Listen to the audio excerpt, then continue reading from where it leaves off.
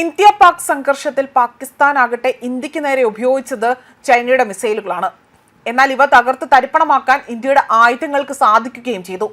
അതോടൊപ്പം തന്നെ ഇന്ത്യൻ മണ്ണിൽ തകർന്നു വീണ ചൈനയുടെ മിസൈലുകൾ ഇന്ത്യ ഇഴകീറി പരിശോധിക്കാൻ അത് സമാഹരിക്കുകയും ചെയ്തു.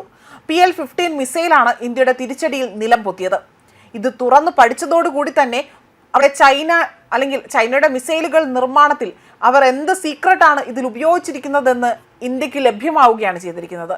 ഇതോടുകൂടി തന്നെ രഹസ്യ വിവരങ്ങൾ ഉപയോഗിച്ചുകൊണ്ട് ഇന്ത്യയുടെ അസ്ട്രോ മാർക്ക് 2 എന്ന 160 മുതൽ 200 കിലോമീറ്റർ വരെ ദൂരപരിധിയുള്ള മിസൈൽ 700 എണ്ണം വാങ്ങാൻ പ്രതിരോധ മന്ത്രാലയം ഇപ്പോൾ തീരുമാനിച്ചിരിക്കുകയാണ്. കഴിഞ്ഞ ദിവസം 79,000 കോടി രൂപ ചിലവഴിച്ചുകൊണ്ട് ആയുധങ്ങൾ സംഭരിക്കാനുള്ള പട്ടികയിൽ അസ്ട്രോ മാർക്ക് 2 ഉൾപ്പെടുന്നുണ്ട്. ഈ ശക്തമായ ഇന്ത്യൻ മിസൈലുകൾ തേജസ്, സുഖോയ് എന്നീ യുദ്ധവിമാനങ്ങളിൽ ഘടിപ്പിക്കും. ഇന്ത്യയുടെ ആകാശ യുദ്ധത്തിൽ അസ്ട്രോ മാർക്ക് 2 കരുത്തേകും. അതുപോലെ തന്നെ അല്പഘട്ടങ്ങളിൽ നിന്നുകൊണ്ട് സ്വയം നിർവീര്യമാകുന്ന സംവിധാനമാകട്ടെ ചൈനയുടെ PL-15 മിസൈലിൽ ഉണ്ടായിരുന്നെങ്കിൽ പോലും അത് പ്രവർത്തിച്ചിരുന്നില്ല. ഇത് ഇന്ത്യക്ക് ഗുണകരമാവുകയും ചെയ്തു. കാരണം ചൈനയുടെ PL-15 മിസൈലിനുള്ളിൽ ഉണ്ടായിരുന്ന ആക്റ്റീവ് ഇലക്ട്രോണിക്കലി സ്കാനിംഗ് ഏറെ അത് ആ റഡാർ പ്രവർത്തിച്ചിരുന്നു.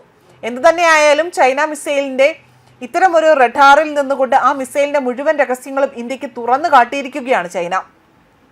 ഈ റഡാറിൽ നിറയെ തന്നെ ചെറിയ ചെറിയ ട്രാൻസ്മിറ്ററുകളും അതുപോലെ തന്നെ റിസർവുകളുമാണ് ഉള്ളതെന്നതാണ് മറ്റൊരു ശ്രദ്ധേയമായ കാര്യം. അവ ഇലക്ട്രോണിക് സന്ദേശങ്ങൾ അത് പുറത്തുവിടുകയും പുറത്തു നിന്നുള്ള സിഗ്നലുകൾ പിടിച്ചെടുക്കുകയും അതിനനുസരിച്ചുകൊണ്ട് തന്നെ മിസൈലിന് ആക്രമിക്കാനോ അല്ലെങ്കിൽ പ്രതിരോധിക്കാനോ ഉള്ള സന്ദേശം നിരന്തരം അവിടെ നൽകുകയുമാണ് ചെയ്യുന്നതെന്നാണ് ഈ ചൈനീസ് മിസൈലിന്റെ റഡാർ ആ ഒരു സീക്കർ പരിശോധിച്ചതിൽ നിന്നും കണ്ടെത്താൻ സാധിച്ചിരിക്കുന്നത് എന്നതാണ് മറ്റൊരു വസ്തുതയായി പറയുന്നത്. മറ്റൊന്നായി പറയുന്നത് ഈ മിസൈലിന് ശബ്ദത്തെക്കാൾ 5 മടങ്ങ് വേഗതയിൽ കുതിക്കാൻ കഴിയും. മാർക്ക് 5 വേഗതയിൽ തന്നെ PL-15 കുതിക്കാൻ സാധിക്കുമെന്നതാണ് മറ്റൊരു പ്രത്യേകത. ഇതിനെ വൈദ്യുത കാന്ത തരംഗങ്ങൾ ഉപയോഗിച്ചുകൊണ്ട് തന്നെ അത് അയച്ച് നിർവീര്യമാക്കുവാനോ തെറ്റായ റഡാറോ തരംഗങ്ങൾ അയച്ച് വഴിതെറ്റിക്കുവാനോ കഴിയുകയില്ല. എല്ലാത്തരം ജാമിംഗ് ശ്രമങ്ങളെയും അതിജീവിക്കാനുള്ള കഴിവ് PL-15 ഉണ്ട്. ആയതിനാൽ തന്നെ ഇത് ഗുണഗണങ്ങളെല്ലാം തന്നെ ഇന്ത്യ നിർമ്മിക്കാൻ പോകുന്ന അസ്ട്രോ മിസൈലിന്റെ പുതിയ പതിപ്പായ അസ്ട്രോ മാർക്ക് 2 അത് വികസിപ്പിക്കാനാണ് ഇപ്പോൾ DRDO ശ്രമം നടത്തുന്നത് എന്നതാണ് മറ്റൊരു വിലയിരുത്തലായി പുറത്തു വരുന്നത്.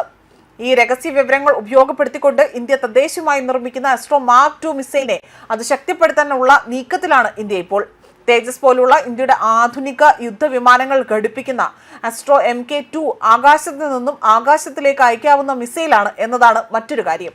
അതായത് യുദ്ധവിമാനങ്ങളെ നശിപ്പിക്കലാണ് ഇതിന്റെ പ്രധാന ദൗത്യം എന്നതാണ് എടുത്തു പറയേണ്ട കാര്യം. ന്യൂസ് ഡെസ്ക് കർമ്മ ന്യൂസ്.